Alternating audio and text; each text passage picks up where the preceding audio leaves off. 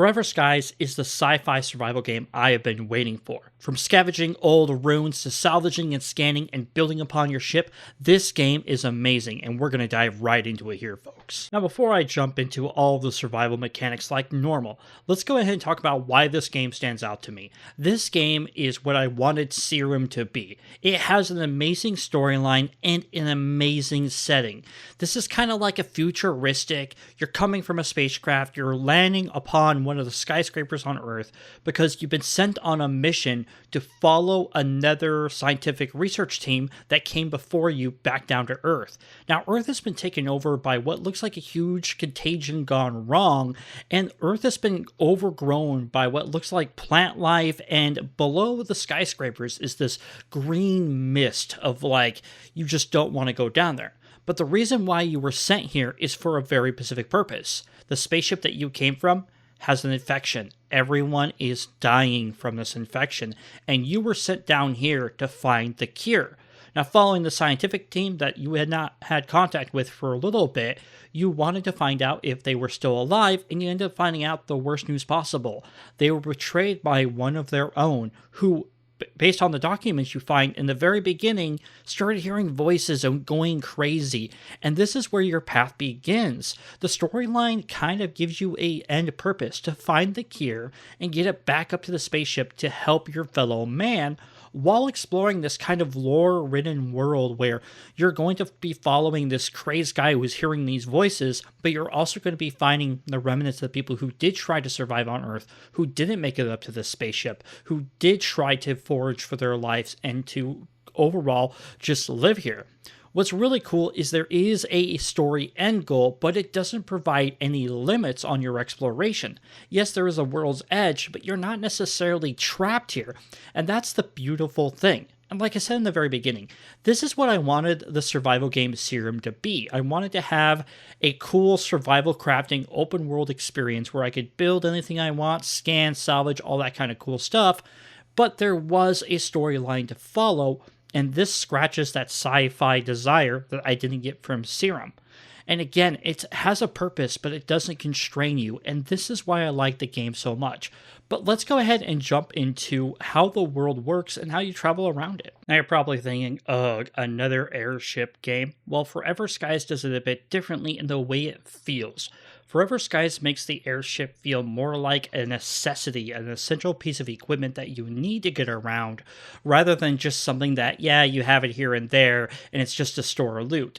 The Forever Skies Airship is truly your base, truly your lifeline in this dangerous, hazardous world, because without it, you wouldn't be able to get around to these skyscrapers, these windmills, these locations, right?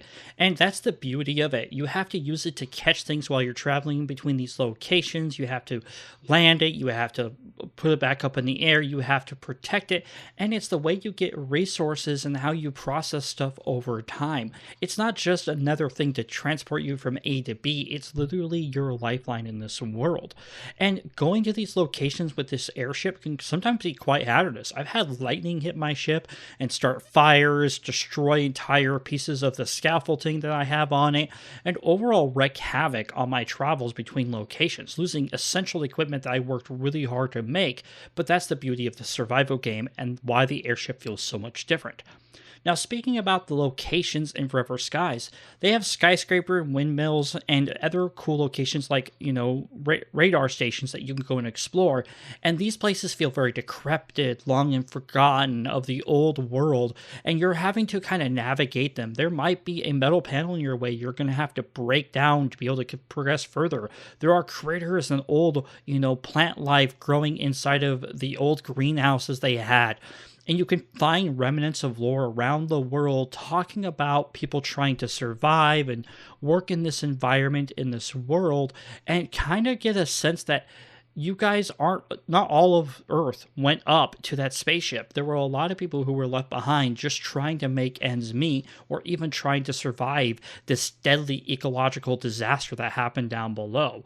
And folks, it is a heck of a fun time exploring them because you kind of do a little bit of parkour, you're breaking things down, you're scavenging, and you really feel like, yeah, you're getting stuff, but you're always looking for something more. You're always running out of materials, and this is what makes the exploration so rewarding in Forever Skies. All right, folks, now we're getting into the survival mechanics, which tie beautifully into the story and into the world itself.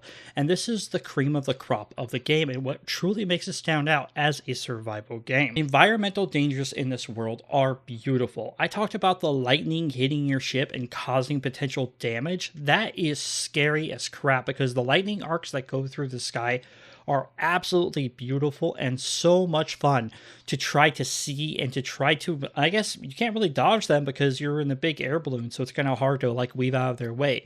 But there are other environmental dangers, like the danger right below you inside of the airship. If you go too low, you start to suffocate and you will die. If you fall off the airship, you will perish. And there are other environmental dangers, such as, if you go down into the bottom layer of the world, which there is an elevator that can take you down there, you will start to suffocate from lack of oxygen. You do have an O2 tank, but it only lasts for so long, which it can be upgraded, which is quite beautiful. The environmental dangers in this game are quite fun as well as enjoyable. Like the shards of glass that you can salvage, if you stand on top of, you will start getting cut by them.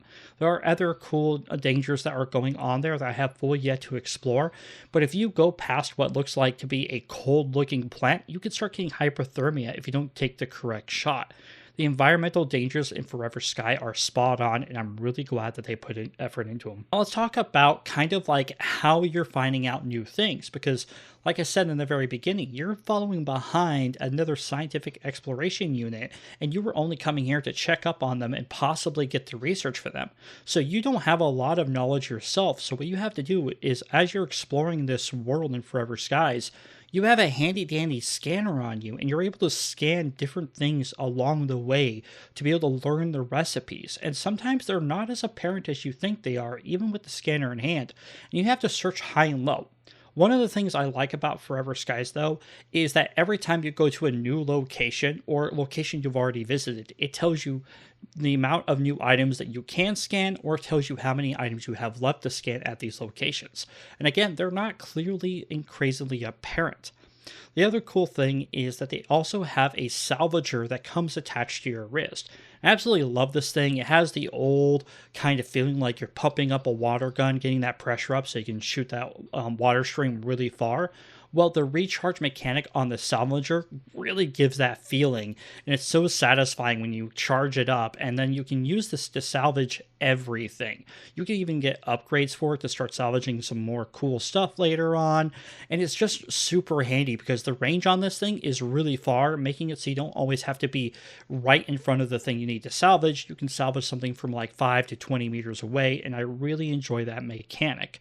The next thing we have to talk about is I hinted at this before inside of the world and a little bit earlier when I was talking about the environmental dangers, is the fact that the exploration both above and below is so much fun.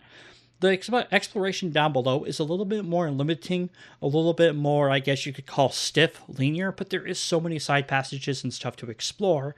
But above the skyscrapers, you can explore everywhere. There is a world border, but I think that's, every open world does have a border, and that's kind of how it works. And I love the fact that there is this kind of freedom up in the sky, that you can go to all of these different, skyscrapers, these radio stations, these different places, and really explore and get loot and find lore, or even find laptops that give you more blueprints for building upon your ship, or just overall the exploration. Now, the research in the game is pretty easy. You scan objects, you learn the recipes, or you learn how to make them better. But there are also ways for you to research. You have to go to a research table and have to insert so many materials to be able to learn how to build those things. And some of these things that you research kind of come with finding those laptops I talk about, or reaching certain story arcs. But I found that sometimes I found things before the story arc gave it to me, and when the story arc gave it to me, it was all like, oh, you already found this in the world, and thus force you don't need it. I love that about a survival game like this, where it's all like, hey, this was a story point recipe, but because you found it before then, we don't need to worry about giving it to you. And that gives you a choice as a player in this world. And the other cool thing is that there are actual critter dangers. There's this critter that flies around in the air and tries to attach to your ship and slowly starts breaking pieces. And when the piece reaches zero, it takes it with it. And the way you defeat it is by, salvaging the parts that are on it, off of it. But then there are critters down in the gunk. There are critters that are inside of the greenhouses. I have found a centipede thing that gave me one heck of a heart attack, made me jump really high. Overall, folks, I just love the survival mechanics in this game, and they really are well rounded. I never feel like I have a abundance of anything. I always feel like I'm looking for the next thing to either salvage, get, or I'm always running out of something. And that's where I feel a lot of the survival stuff comes in, because you're also always going for food and water too. There is a full food and water mechanic to this game. Do not be shy, folks. You always have to keep up on it, and you have to keep them on your sleep. I know I should have said this in the very beginning of the survival mechanics, but folks, it is definitely well worth looking into this. And I honestly just love that all these survival mechanics have been well balanced. You're always doing something to maintain yourself. So I've talked quite a bit about Forever Skies. However, the question remains, what do I think about it? And honestly, I think it's a good survival game.